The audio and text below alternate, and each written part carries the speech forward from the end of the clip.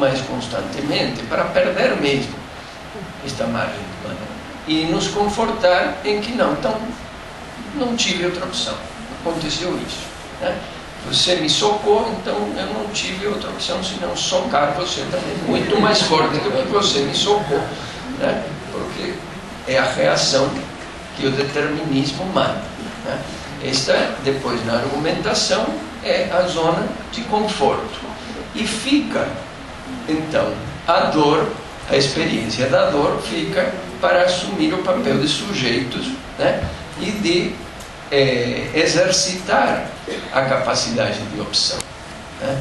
E de não necessariamente por alguém me socar, eu me envolver na briga, né? E quem sabe, se estiver elevadíssimo nessa hora, né? Porque não há uma garantia, mas numa hora elevada e inspirada, né? Desarmar este sujeito, né? Com uma frase lapidar. Que há essa opção? Claro que há essa opção, né? Depende do que isso aí? Primariamente depende de a gente se treinar para assumir este papel de sujeitos. Então, esta palavra treino é muito importante, porque a ideia é que o usufruto desta margem de manobra, que chamamos de liberdade, ela deva ser produto de disciplina. Porque se não há disciplina, nós vamos necessariamente nos confortar com o determinismo. Vejam que interessante. O nosso cérebro, ele é bastante evoluído, bastante sofisticado. E a parte mais sofisticada fica nos lobos frontais. Os lobos frontais, eles exercem uma função muito interessante, que é a que vai permitir que nós executemos planejamento, por exemplo, que nós organizemos, né? Que planejamento significa você olhar a muito longo prazo e você estabelecer metas para atingir este objetivo. E para que a gente planeje, o lobo frontal ele é muito bom em produzir inibição. Porque nós só podemos fazer escolhas se nós conseguirmos inibir outras. E inibindo algumas, que restam as outras, né? Então, o cara me socou, eu fico com raiva, eu quero matar ele, porque ele me deixou numa posição de vexame. Então, a ira me toma, se eu tenho uma arma, vou usá-la, vou matá-lo. Não estou usando o meu lobo frontal. O lobo frontal, ele vai ser chamado a entrar em ação, a inibir a minha ira, a inibir o meu impulso destrutivo e a me dar então esta margem de manobra para optar. Então, vejam que interessante, né? Porque o conforto foi parar no determinismo, né? Não há nada para optar, então sigamos os impulsos. A dor e o desconforto virou do lado da liberdade, e a liberdade se torna um produto de disciplina e de inibição, né? Mas por enquanto estamos falando de uma liberdade que é dialética, né? De uma liberdade que é em relação às coisas que acontecem, né?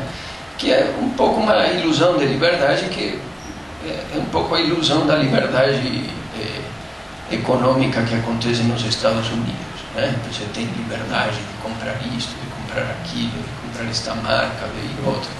Olha, a primeira vez que eu fui nos Estados Unidos, eu tive a sensação de que tinha chegado na União Soviética, porque era o que eu imaginava nas minhas fantasias, que era a União Soviética.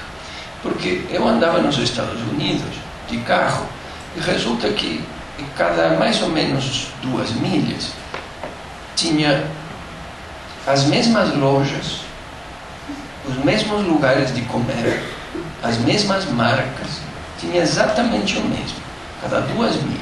E se anda pelos Estados Unidos e uma constante repetição das coisas que vai acontecendo. Então, claro, em cada um desses centros comerciais você tem a opção, né, de comer McDonald's, de comer Burger King, né, comer outro tipo, né, são as opções que você tem, né, não é uma única loja como seria na União Soviética, entende? Quando acabou. Mas a liberdade de optar entre comprar uma coisa e comprar a outra, ela se reduz ao ato de comprar e à necessidade de comprar e à necessidade de consumir, né? Então, como esta margem de manobra da opção ficou reduzida através do apego que nós temos em relação às coisas, né?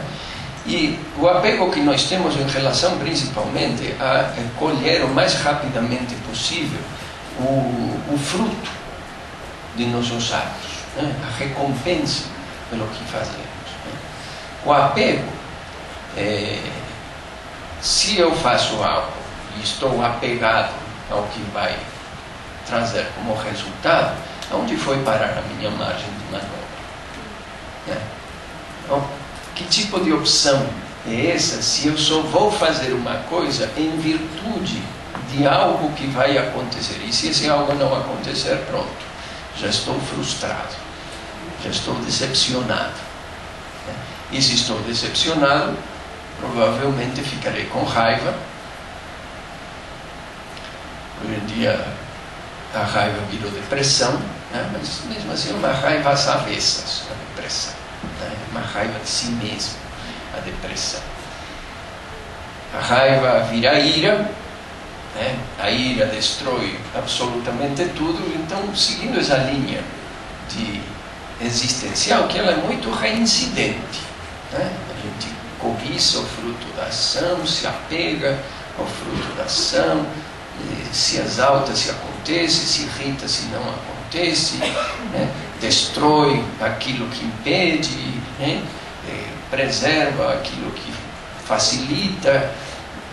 Já se criou outro circuito que é bastante inexorável aí, que não parece ser um circuito livre, esse aí. Parece ser um circuito bastante determinado, uma sequência bastante determinada de acontecimentos, né? Então, enquanto a gente continua criando estes circuitos, a figura mitológica que vem não nos acudir, mas nos assustar com o que fazemos, né? É a figura do Minotauro, né? Extremamente poderoso, um ser de extremo poder, né? Mas que ele está preso dentro do labirinto. Nós, ao que tudo indica, por esta margem de manobra, somos inventivos pra caramba, né? Isto é um poder, né? Mas este poder acaba que cria um labirinto enorme para nós. E nós vamos ficando cada vez mais engessados dentro deste labirinto de acontecimentos produzidos pelo que nós desejamos que aconteça. E se não acontecer isso, bom, é ruim para nós. Tá? Deixa eu ver a cola, porque senão eu deliro.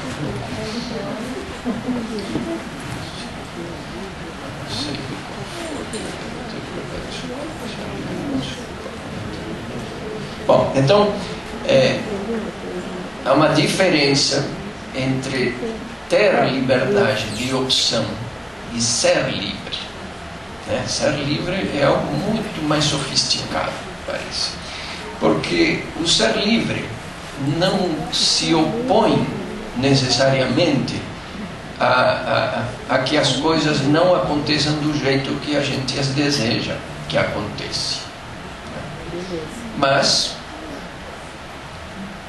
aceita a evidência que todos nós já temos em nossos históricos, né? Que às vezes dá certo e que às vezes não dá certo. Não tem como ser diferente, né? Não tem nenhum ser humano em que deu errado o tempo inteiro ou que deu certo o tempo inteiro, né? Às vezes dá certo, às vezes dá errado, né?